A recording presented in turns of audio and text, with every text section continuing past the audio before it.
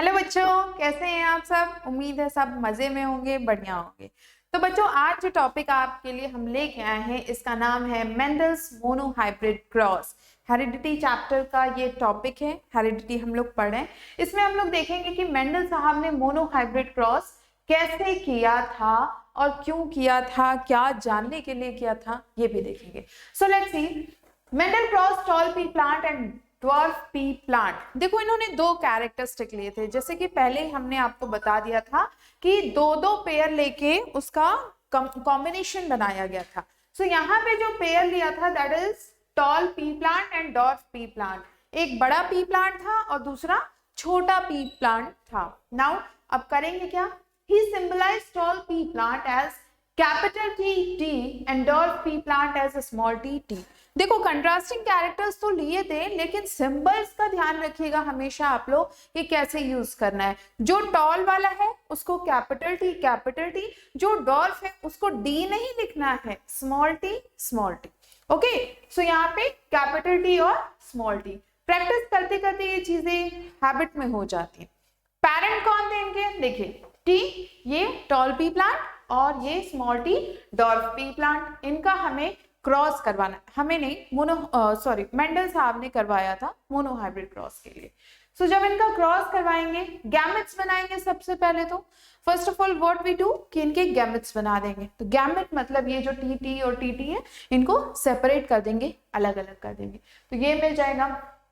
चलिए, अब करवाना है क्रॉस। नाउ सी, कैरेक्टर बनाए, ओके, दूसरा फिर क्रॉस करवाएंगे। ऐसे करते करते 4 बार ये कैरेक्टर्स आपके आएंगे और 4 ऑफस्प्रिंग्स बनेंगे इन पी प्लांट्स के। तो ये चारों के चारों ऑफस्प्रिंग्स बन गए, है ना। दोनों गैमेट्स प्रेजेंट हैं, that is the first फिलल generation. इसे F1 जनरेशन भी कहा जाता है, F1 जनरेशन।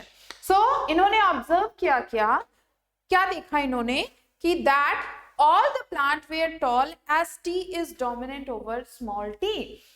देखिए यहाँ पे पाया क्या गया कि ये जितने भी ऑफस्प्रिंग थे ये सारे के सारे टॉल है ना।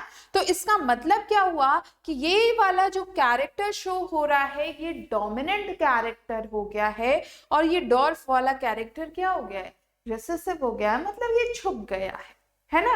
डोमिनेंट होने का मतलब किसी के ऊपर हावी हो जाना, तो ये वाला इसके ऊपर हावी होके यहाँ अपने कैरेक्टर शो कर रहा है। तो इस जनरेशन में, F1 जनरेशन में जितने भी प्लांट्स मिले दे ऑल आर टॉल, ये सारे के सारे टॉल हैं। Mendel self cross the 2 tall plant of F1 generation. अब मेंडल साहब ने क्या किया, वो तो एक एक्सपेरिमेंट अलग हो गया। दूसरा एक्सपेरिमेंट इन्होंने क्या किया कि वो जो गैमेट्स बने थे उसमें जो ऑफस्प्रिंग्स बने थे उनका फिर से क्रॉस करवाया। फाइन, अब यहाँ पे देखते हैं क्या मिलेगा। ये दूसरे पेरेंट हो गए, P2 हो गए, दे आर P1। तो ये गैमेट्स सबसे पहले गैमेट्स बना लेते हैं। सेकेंड फिलल जनरेशन मतलब कि F2 जनरेशन में क्या मिलेगा। देखिए, ये भी एक तरीका है क्रॉस करवाने का। इसको यहाँ लिख लीजिए, इसको यहाँ लिख लीजिए। ओके, नाउ अब करना क्या है, इसका मल्टीप्लिकेशन करके यहाँ लिखना है, इसका मल्टीप्लिकेशन करके यहाँ, इसका करके यहाँ, इसका करके यहाँ पे। Okay, so let's see, arrow से आपको समझ में आ रहा होगा, आई होप। देखिए, ओके सी, ये गैमेट बने, एरो मतलब ये और ये, इनका क्रॉस हो गया। फाइन, दूसरे में इनका और इनका ये क्रॉस बन गया। थर्ड में this and in last this and this बन गए।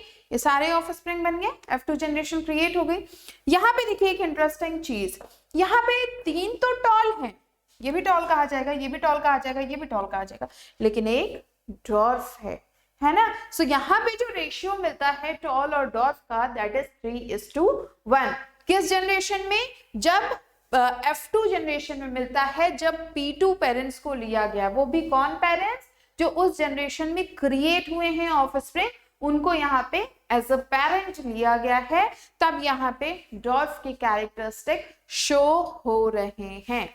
Mendel observe there are 3 tall plants, 3 tall plant है ना, एज T इज डोमिनेंट, ये तीनों टॉल प्लांट है।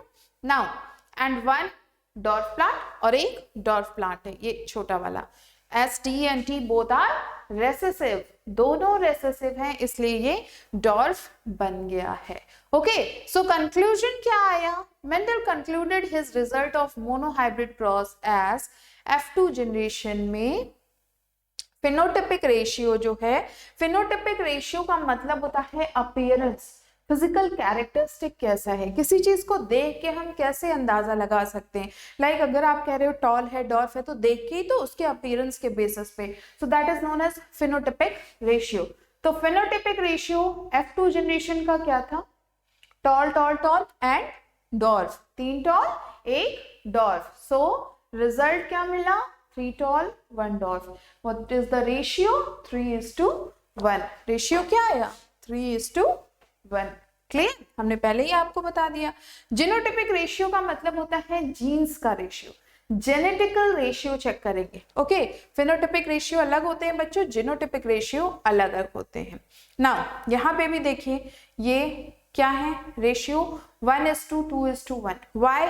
ये देखो, ये बड़ा है ना, दोनों कैपिटल टी है, तो इसको 1 मानेंगे, इन दोनों को 2 मानेंगे और इसको 1, क्योंकि जीन्स के बेसिस पे देखने में तो ये तीनों सेम लग रहे हैं, जीन्स के बेसिस पे ये दोनों डिफरेंट हैं इससे. ओके, सो यहाँ पे जो जीनोटिपिक रेशियो होगा दैट इज 1:2:1. ध्यान रखिएगा इस बात को. Clear? Phenotypic ratio 3:1, genotypic ratio 1:2:1, क्योंकि यहाँ पे इनके जीन्स अलग अलग हो गए, यहाँ पे तो सेम जीन्स हैं, यहाँ अलग अलग हैं, इसलिए.